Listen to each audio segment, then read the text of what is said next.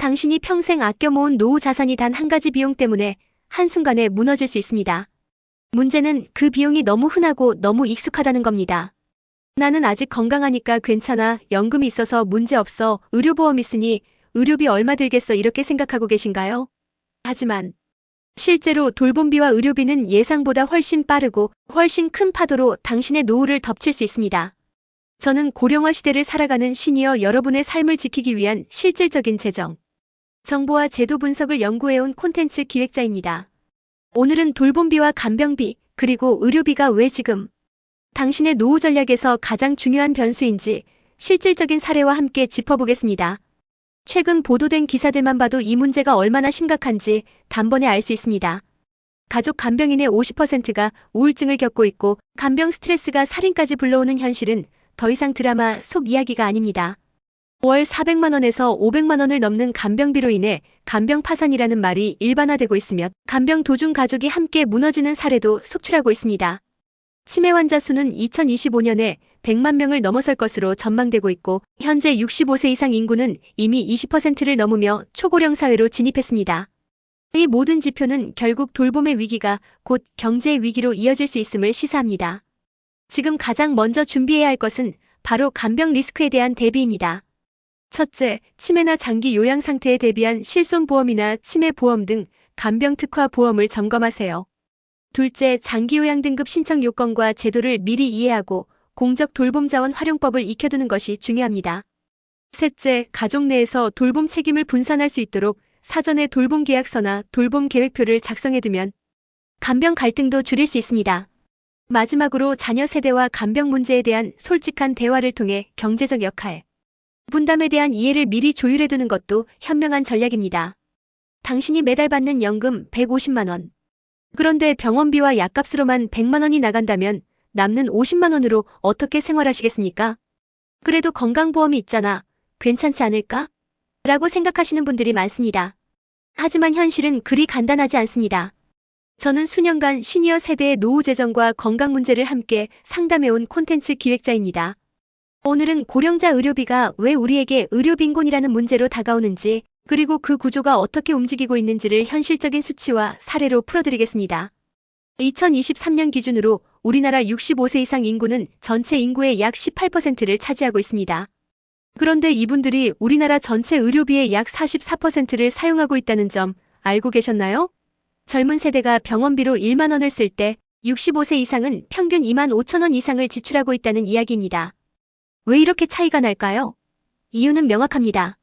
고혈압, 당뇨, 고지혈증, 관절염 등 만성 질환이 한두 개씩 늘어나면서 병원 방문 횟수와 복용 약수가 기하급수적으로 늘어나기 때문입니다.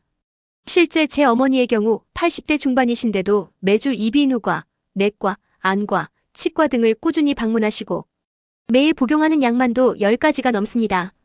이 정도면 그나마 나은 편입니다. 친구분들 가운데는 이보다 훨씬 더 많은 약을 드시는 분들도 계시니까요. 이렇게 병원에 자주 가고 약을 자주 먹게 되면 자연스럽게 지출이 늘어날 수밖에 없습니다. 통계에 따르면 65세 이상 어르신 한 분이 1년 동안 사용하는 의료비는 평균 544만 원입니다. 월로 환산하면 약 45만 원이죠. 부부 기준으로는 매달 90만 원에서 100만 원 가까운 금액이 병원비와 약값으로 지출됩니다. 만약 한 가정의 연금 수령액이 월 150만 원이라면 병원비를 제외하고 남는 돈은 고작 50만 원입니다. 이걸로 식비, 공과금, 기타 생활비를 감당해야 한다는 현실이 지금 우리 눈앞에 펼쳐져 있는 것입니다. 이 문제를 해결하려면 몇 가지 구체적인 실천이 필요합니다. 첫째, 건강보험이 커버하지 않는 비급여 항목에 대한 대비책을 마련해야 합니다. 치과 진료나 임플란트, 틀니처럼 자주 발생하지만 보험 혜택이 없는 항목은 특히 사적보장수단이나 현금 자산을 미리 확보해둘 필요가 있습니다. 둘째, 실손보험이나 노후특화보장 상품을 통해 비급여 리스크를 줄이는 전략이 필요합니다. 셋째, 질병 예방을 생활화하는 것이 근본적인 해결책입니다. 만성질환 관리를 통해 병원 의존도를 줄이는 것 자체가 최고의 절약입니다. 넷째, 의료비 지출 구조를 가계부처럼 기록해보고 패턴을 분석하면 어떤 부분에서 줄일 수 있을지 힌트를 얻을 수 있습니다. 연금도 있고 보험도 있다고 안심하셨나요?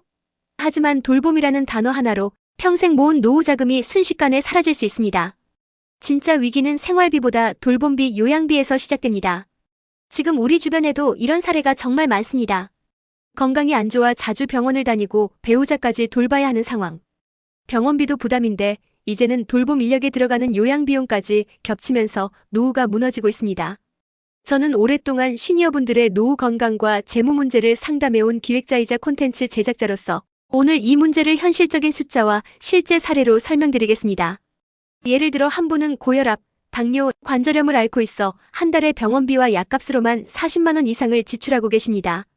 그런데 문제가 생겼습니다. 동갑내기 아내분이 몇 년 전 뇌졸중 후유증으로 인해 혼자 외출조차 어려워졌고 결국 남편이 돌보는 상황이 되었습니다. 하지만 남편도 68세로 체력적으로 하루 종일 간병은 어렵기에 하루 5시간씩 방문 서비스를 받고 계신데 이 비용이 만만치 않습니다. 돌봄 서비스의 월 평균 비용은 상황에 따라 400만 원에서 많게는 500만 원 이상까지 나갑니다. 혹시 보험으로 300만 원을 충당하더라도 나머지 200만 원은 매달 본인 지출이 필요한 구조입니다. 1년이면 2,400만 원이고 10년이면 2억 4천만 원이 돌봄비로만 나갑니다. 병원비도 생활비도 아닙니다. 오로지 돌봄 인건비로 나가는 돈입니다. 전문가들은 이처럼 장기적으로 보면 병원비보다도 돌봄비가 훨씬 더 많은 비중을 차지한다고 경고합니다. 그래서 실제로 돌봄 파산, 돌봄 지옥이라는 단어가 생긴 겁니다. 그렇다면 우리는 이 현실을 마냥 두려워하기만 해야 할까요? 아닙니다. 지금 바로 대비할 수 있는 방법이 있습니다. 첫째, 지금 본인이 보유한 실손보험의 세대 구분과 보장 범위를 반드시 확인하셔야 합니다. 최근에 나온 4세대 실손보험은 보장 항목이 줄어들었고 병원 이용이 잦아지면 자동차 보험처럼 보험료가 할증되는 구조입니다. 예를 들어 비급여 항목에서 연백만 원 이상을 청구하면 보험료가 2배, 300만 원 이상이면 최대 4배까지 오를 수 있습니다. 아파서 보험을 썼더니 오히려 보험료 때문에 부담이 더 커지는 역설적인 상황이 벌어질 수 있다는 이야기입니다. 둘째, 실손보험으로는 부족한 간병비 문제를 보완할 진단비, 특약과 간병특화보험을 반드시 고려하셔야 합니다. 특히 뇌졸중, 치매, 심근경색과 같이 간병이 오래 이어질 수 있는 질환은 사전 대비가 필수입니다. 요즘은 간병인을 지원하거나 요양시설 비용 일부를 보장해주는 전용 보험 상품도 있으니 반드시 전문가 상담을 통해 체크해보시길 바랍니다. 셋째, 우리나라에 존재하는 본인 부담 상한제 제도를 꼭 알고 계셔야 합니다. 이 제도는 연소득에 따라 의료비 지출이 일정 금액을 초과하면 초과분을 돌려주는 구조로 고령층 의료비 부담을 실질적으로 줄이는 데 도움이 됩니다. 하지만 신청하지 않으면 혜택을 받지 못하니 국민건강보험공단이나 주민센터 등을 통해 정확히 챙기셔야 합니다. 1년에 병원비를 아무리 많이 써도 일정 금액 이상은 돌려받을 수 있는 제도가 있다는 사실 알고 계셨나요? 그리고 돈 한 푼 들이지 않고도 미래의 병원비를 줄일 수 있는 방법도 있습니다. 지금 이 두 가지 꼭 알고 가셔야 합니다. 많은 분들이 의료비 때문에 노후가 무너진다고 하소연합니다. 병원 한 번 갈 때마다 나가는 돈이 너무 크고 약값에 생활비가 휘청거린다는 이야기죠. 그래서 오늘은 돈이 들어가기 전에 미리 줄일 수 있는 방법, 그리고 이미 쓴 돈이라도 돌려받을 수 있는 제도를 알려드리겠습니다. 저는 시니어 상담과 콘텐츠를 통해 수많은 사례를 만나며 노후를 망치는 가장 큰 요인이 의료비라는 걸 절감해왔습니다. 먼저 본인 부담 상한제라는 제도를 기억하셔야 합니다. 이건 아주 간단하게 말해서 1년 동안 병원비로 너무 많은 돈이 나가면 건강보험공단에서 일정 금액 초과분을 돌려주는 제도입니다. 예를 들어 2025년 기준 소득이 가장 낮은 계층은 1년에 병원비를 최대 112만 원까지만 부담하면 됩니다. 그 이상은 공단이 자동으로 환급해줍니다. 하지만 여기에는 한 가지 주의사항이 있습니다. 주소가 바뀌었거나 계좌가 등록돼 있지 않거나 보험료가 미납된 경우에는 자동 환급이 되지 않습니다. 그래서 반드시 국민건강보험공단에 직접 전화해서 확인하셔야 합니다. 제가 본인 부담 상한제 대상자인가요? 이렇게 물으시고 받지 못한 환급금이 있는지도 꼭 확인하셔야 합니다. 자, 지금부터는 돈 한 푼 들이지 않고 병원비를 줄일 수 있는 방법을 말씀드리겠습니다. 이것은 단순한 절약이 아닙니다. 삶의 주도권을 되찾는 방법이기도 합니다. 두 가지 장면을 한번 상상해 보세요. 첫 번째는 삶의 주도권을 잃은 모습입니다. 매일 아침 눈을 뜨면 몸 여기저기가 쑤시고 식탁 위에는 음식보다 약봉지가 더 많습니다. 친구들이 등산 가자고 연락해도 부담스럽고 계단 하나 오르기조차 힘에 부칩니다. 결국 내 연금은 병원비 약값으로 사라지고 자식들에겐 아프다는 말조차 꺼내기 어렵습니다. 두 번째는 내가 주도하는 삶입니다. 아침에 기분 좋게 일어나 산책을 하고 주말엔 친구들과 산에 오르며 웃음을 나눕니다. 병원 대신 여행을 계획하고 약 대신 건강한 식단을 챙기며 생활합니다. 이 두 삶의 차이는 어디에서 나올까요? 바로 평소의 생활 습관입니다. 지금 딱 하루 15분만 움직이면 10년 뒤 의료비가 수백만 원 줄어들 수 있다는 사실 믿어지시나요? 많은 분들이 병원비가 갑자기 확 늘어난다고 걱정하시지만 사실은 조용히 조금씩 새는 비용이 문제입니다. 저도 이제 60을 바라보는 나이라서 느끼지만 건강은 하루아침에 무너지지 않습니다. 소리 없이 천천히 무너지고 어느 날 갑자기 병원비와 약값이 내 삶을 집어삼키죠. 오늘은 이 현실을 어떻게 막을 수 있을지, 그리고 지금 당장 실천할 수 있는 건강 루틴을 공유해드리겠습니다. 국민체육진흥공단의 조사 결과를 보면 명확해집니다. 꾸준히 운동하는 사람과 그렇지 않은 사람의 연간 의료비 차이는 평균 50만 원 이상이라고 합니다.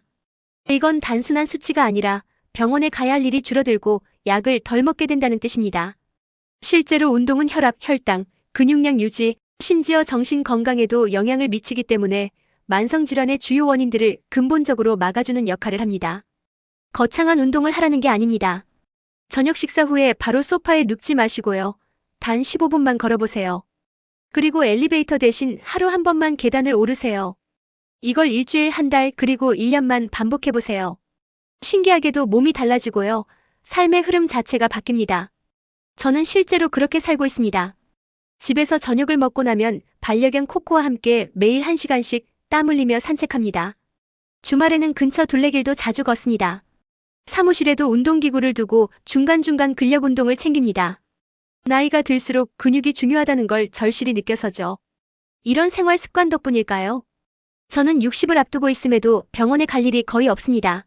몸도 가볍고 무엇보다 내 삶의 주도권을 병원이 아닌 나에게 두고 있다는 느낌이 참 좋습니다. 저희 어머니처럼 매일 약봉지 10개를 식탁에 올려놓고 하루 3번 알람 맞춰 약을 챙기는 모습을 보면 더더욱 실감합니다. 내 삶을 내가 계획하고 이끌 수 있는 가장 좋은 도구가 바로 건강이라는 걸요. 기억하셔야 합니다. 의료비는 한 번에 끝나는 비용이 아닙니다. 한 번 병이 생기면 치료비는 물론이고 약값, 통원비, 간병비까지 줄줄이 나가게 됩니다. 그리고 그 병이 1년, 5년, 10년 계속된다면요. 연금이 아무리 많아도 모자랄 수 있습니다. 그래서 우리는 지금 예방이라는 무기를 가져야 합니다. 그리고 동시에 재정적인 준비도 반드시 갖춰야 합니다. 오늘 이야기 기억해주세요. 건강하게 노후를 살기 위해선 두 가지가 필요합니다. 하나는 예방 습관입니다. 매일 15분 계단 오르기 한 번, 이 작은 실천이 10년 뒤 병원비를 바꿉니다. 다른 하나는 재정 계획입니다. 의료비와 돌봄비까지 포함한 현실적인 노후 설계, 지금부터 꼭 챙기셔야 합니다. 지금 이 영상을 보고 계신다면 가족이나 친구들과도 꼭 공유해주세요. 우리 모두가 건강하게, 당당하게, 주도적인 노후를 살 수 있도록 오늘 한 걸음만 같이 내딛어 봅시다.